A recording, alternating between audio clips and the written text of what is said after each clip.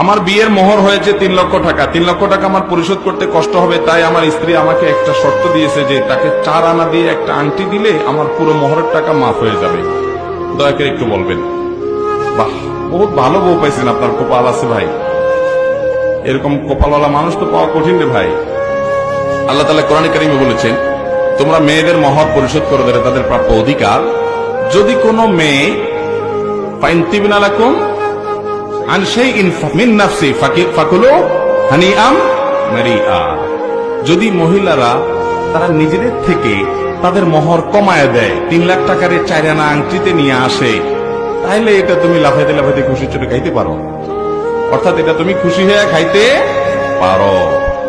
কোরআনে আল্লাহ লাফাইতে লাফাইতে বলেন না, আবার ওই তরজমা আবার বুঝেন না। মানে তোমরা সেটাকে গ্রহণ করতে পারো, খেতে পারো।